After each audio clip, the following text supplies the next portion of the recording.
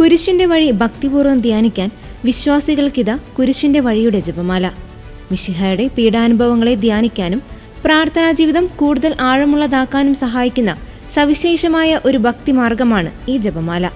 കൽവരിയിലേക്കുള്ള ഈശോയുടെ യാത്രയിലെ 14 സ്ഥലങ്ങളെയാണ് ഈ ജപമാലയിൽ അനുസ്മരിക്കുന്നത്.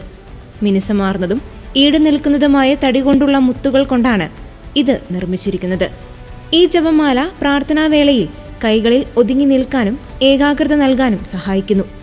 ഈ ജപമാല കഴുത്തിൽ അണിയാനും പ്രാർത്ഥനയ്ക്കായി കൈകളിൽ പിടിക്കാനും അനുയോജ്യമാണ്. വ്യക്തിപരമായ ഭക്തിക്കും ആത്മീയ വളർച്ചയ്ക്കും ഉതകുന്ന ശക്തമായ ഒരു പ്രാർത്ഥനാ ഉപാധി കൂടിയാണ് ഈ ജപമാല. ഓരോ സ്ഥലത്തും മിശിഹായുടെ പീഡാനുഭവ രഹസ്യങ്ങൾ ധ്യാനിക്കുമ്പോൾ ജപമാലയിലെ ലോക്കറ്റിൽ പിടിക്കുകയും ഒപ്പം ഈശോ മിശിഹായെ ഞങ്ങളങ്ങേ കുമ്പിട്ട് ആരാധിക്കുന്നു, എന്തുകൊണ്ടെന്നാൽ വിശുദ്ധ കുരിശിനാൽ അങ്ങ് ലോകത്തെ വീണ്ടും രക്ഷിച്ചു എന്ന് ചൊല്ലുകയും ചെയ്യുന്നു.